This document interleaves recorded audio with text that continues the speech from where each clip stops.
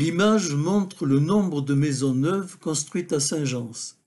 Sur les 10 dernières années, la moyenne est de 11 maisons par an. Sur la mandature en cours, on note un fléchissement net en 2022 et un effondrement en 2023 où il ne s'est construit qu'une seule maison. La répartition géographique des constructions montre entre 2013 et 2020 que 50% des logements sont bâtis au bourg. Viennent ensuite la zone agglomérée Les Sirégeaux-Les Charriers pour 20%, puis Senon 15%. Le reste se répartit dans 5 autres villages. Le début de la mandature en cours enregistre l'arrêt de la construction au bourg en 2021, où le lotissement de la Gagnerie est parvenu à saturation.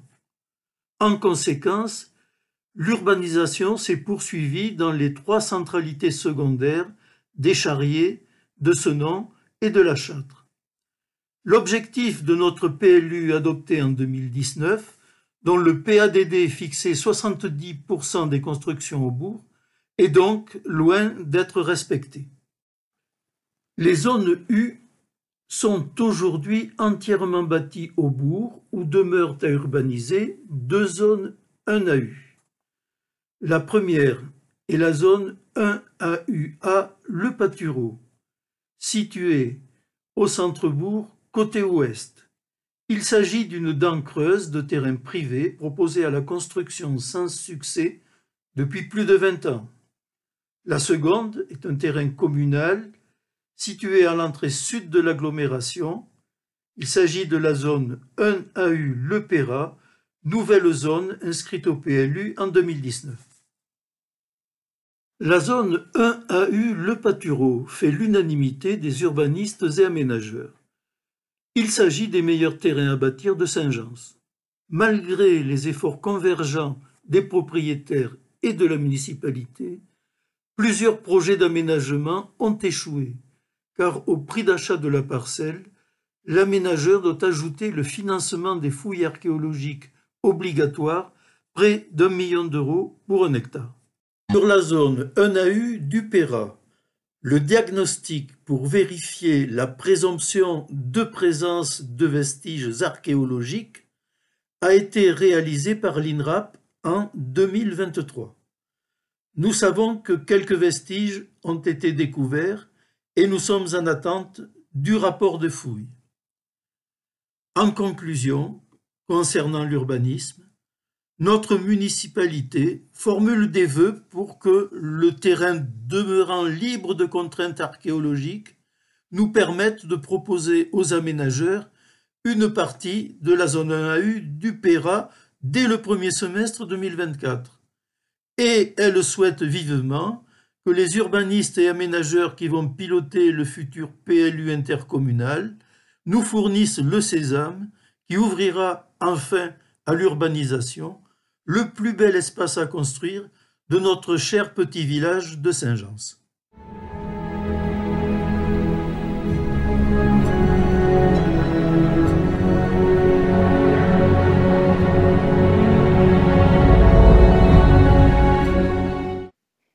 La commission communication et animation essaie d'orienter ses manifestations envers chaque tranche d'âge de la population, et cela gratuitement, car la culture ne vaut que si elle est partagée. Ainsi, concerts, théâtres, conférences sont régulièrement à l'affiche. Mais nous participons également à des mouvements nationaux comme le Parcours du Cœur, Octobre Rose, en partenariat avec les associations. Également, le marché festif avec le comité des fêtes ravit les habitants chaque année. Dernièrement, la journée multisport avec le feu d'artifice en soirée, la boum des ados et en partenariat avec le CCAS, le sapin partagé, ont remporté l'adhésion de tous les participants. Le circuit Terra Aventura a permis à de nombreux concurrents de découvrir notre commune. Notre commission travaille également en lien étroit avec la bibliothèque. Les nombreuses animations proposées par Aurélie et son équipe de bénévoles, comme l'escape game, Les lectures de contes du mercredi et prochainement la nuit de la lecture, le 19 janvier, font de notre petite bibliothèque un élément culturel important et nous vous réservons d'autres surprises. Bien évidemment, le musée archéologique Gillins, que tous les Saint-Jeansois ont obligation de visiter, nous permet une offre culturelle plus large. Et n'oublions pas les concours proposés, photos, dessins et toujours d'actualité jusqu'à la fin du mois, celui de nouvelles et de poèmes sur le thème de demain. N'hésitez pas à participer. Pour vous tenir au courant de toutes ces animations, abonnez-vous à Panneau Pocket. C'est une application gratuite. Lisez le bulletin, allez sur notre page Facebook ou consultez les panneaux mis en place dans tous les villages. Également, l'adresse mail comsaintjeans@gmail.com peut recueillir vos différentes idées de propositions de manifestations. La Comcom vous souhaite une très belle année 2024. À bientôt!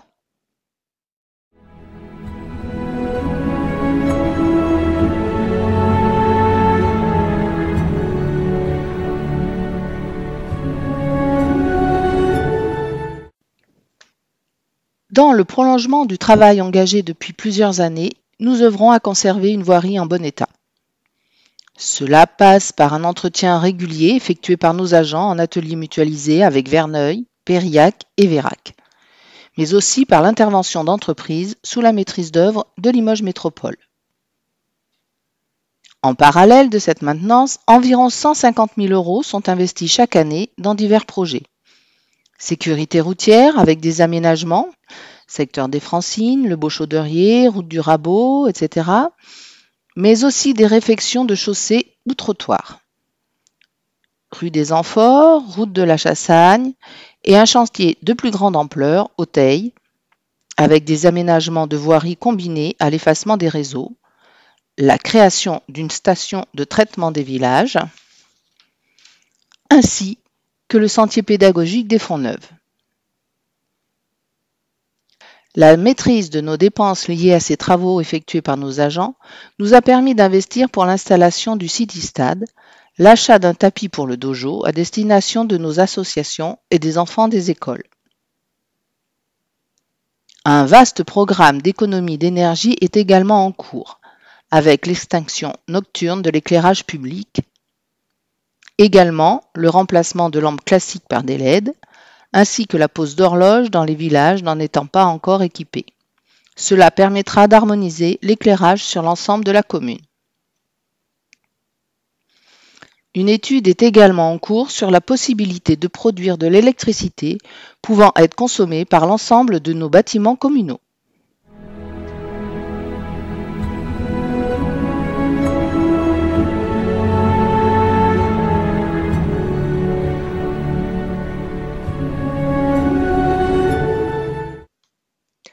D'importantes améliorations ont été apportées aux écoles.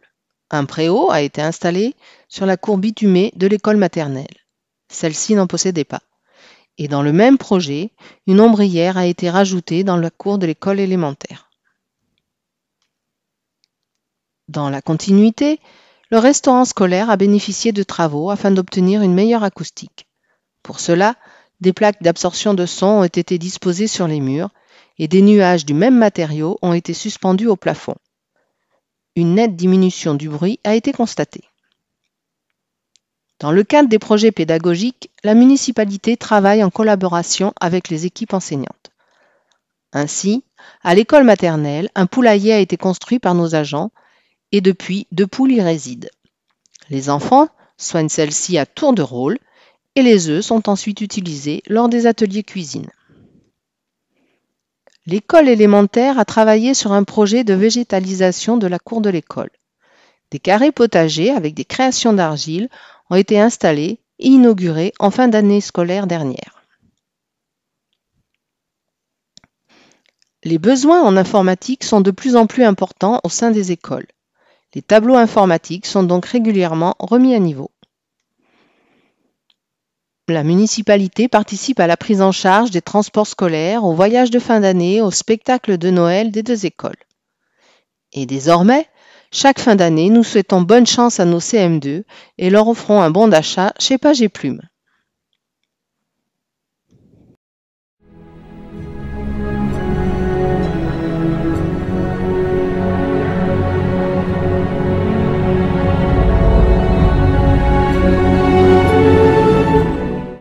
Les recettes réelles de fonctionnement doivent être supérieures aux dépenses réelles afin de dégager une épargne brute qui couvre le remboursement du capital des emprunts et participe à l'autofinancement de nos investissements. La commune vit essentiellement sur 3 grands groupes de recettes: les impôts et taxes, les dotations et subventions, les produits de services. Les 3 postes principaux de dépenses sont les charges de personnel, les charges à caractère général et les indemnités et subventions. En 2022, notre épargne brute était de 251 000 €, soit une capacité de désendettement de 2,6 ans, ce qui est un excellent ratio. Hormis en 2020, début de la période Covid, notre capacité d'autofinancement ou épargne brute reste supérieure à 200 000 € et joue pleinement son rôle de couverture de nos annuités en capital, ce qui démontre une gestion saine. La capacité d'autofinancement net est égale à la capacité d'autofinancement brut moins le remboursement des capitaux des prêts en cours. Cette CAF nette peut alors participer au financement de nouveaux projets. Tous les ans, la trésorerie nous fournit des statistiques chiffrées en fonction de la strate à laquelle la commune appartient, afin de pouvoir se comparer à des communes de même catégorie, que ce soit en Haute-Vienne, en Nouvelle-Aquitaine ou en France. La comparaison se fait en euros par habitant. En résumé, nos produits sont inférieurs à ceux des communes semblables, mais le constat est le même pour les dépenses, ce qui nous permet de maintenir une CAF correcte. La dotation globale de fonctionnement versée par l'État se décompose en 3 parties. La dotation forfaitaire, objet de cette diapo en lien avec le nombre d'habitants, la dotation de solidarité rurale, la dotation nationale de péréquation. On constate une légère baisse au fil du temps, 86 € par habitant en 2018 contre 84 € en 2022. Enfin, en conclusion, le contexte géopolitique et l'inflation sont des éléments qui complexifient l'établissement du budget communal. Malgré tout, le budget 2024 restera volontariste et tourné vers l'avenir.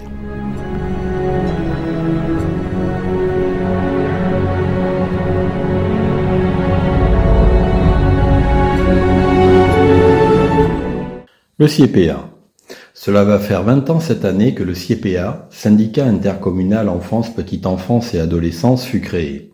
Nos prédécesseurs créèrent ce syndicat intercommunal en 2004 avec les communes de Périllac et Vérac. Saint-Jean s'y prenait déjà une part essentielle. Lors de sa création, les communes membres lui ont délégué la gestion de la politique petite enfance, enfance et adolescence. Aujourd'hui, le siège du SIEPA est situé au pôle administratif à Vérac et assure la gestion de la crèche située sur notre commune, l'accueil de loisirs sans hébergement, la LSH, sur la commune de Vérac, ainsi que le RPE, Relais Petite Enfance à Périllac.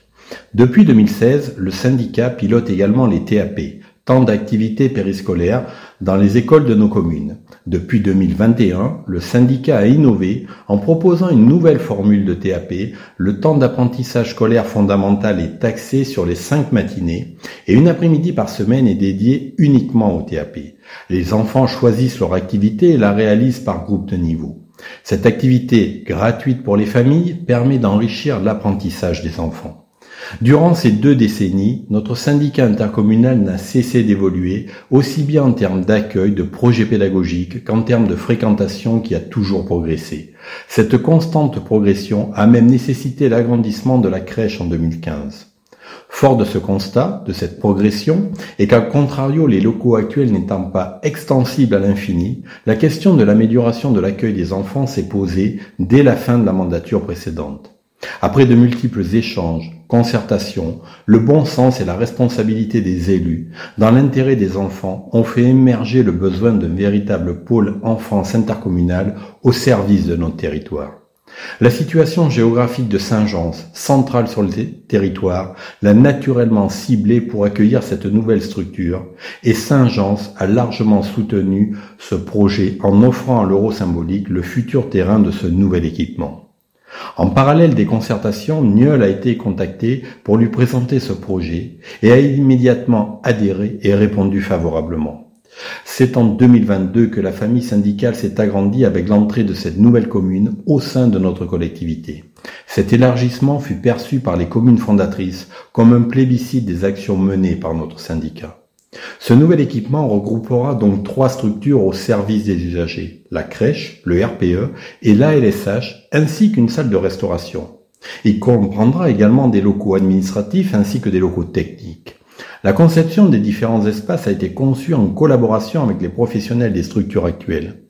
D'une surface totale d'environ 1850 m² couverts, ce nouvel ensemble permettra aux enfants d'évoluer dans un environnement sécurisé. La crèche, véritable lieu d'épanouissement des plus jeunes, d'une superficie de 450 m², sera conçue pour accueillir jusqu'à 40 enfants. Le RPE, en prolongement de la crèche d'une superficie de 120 m², disposera d'un espace d'activité de 55 m² judicieusement conçu pour évoluer en 2 groupes. La LSH, dans un environnement excentré des écoles, ce lieu permettra aux enfants de véritablement couper du temps scolaire. Ils évolueront dans un lieu dédié aux jeux, à la culture ou encore au sport, notamment avec le gymnase à proximité. D'une superficie de 700 m², comprenant 6 salles d'une quarantaine de m² chacune, ainsi qu'une salle mutualisée de 120 m² surplombant la route de Périac. Un espace de restauration d'une superficie de 200 m² permettra aux plus grands de se restaurer dans un environnement chaleureux, divisé en 2 zones pour les maternelles et les plus grands. Des locaux administratifs et techniques seront réalisés en prolongement de la LSH qui permettront si nécessaire la mutualisation d'espace. Ce sera un ouvrage respectueux de l'environnement. 2 cours seront mises à disposition, l'une pour la crèche et le RPE et l'autre pour la LSH. Ces cours seront aménagés d'espaces végétalisés, réduisant la minéralisation des sols. Des parkings dimensionnés au minimum des besoins, limitant ainsi l'empreinte au sol et permettront l'infiltration des eaux pluviales qui seront traitées sur la parcelle. Un mix énergétique permettra d'assurer la production du chaud et du froid produite par des PAC, pompes à chaleur, et des chaudières à granulés de bois. Des panneaux photovoltaïques dont la puissance maximum sera supérieure aux besoins de l'ouvrage permettra dans les conditions favorables de vendre le surplus de l'énergie produite. La rentrée 2024 verra l'aboutissement de ce projet territorial ambitieux au service des prochaines décennies. Le CIEPA vous souhaite donc à tous, à vos proches et à vous-même une très belle année 2024 et tout particulièrement aux plus jeunes usagers qui sont la vie de nos structures.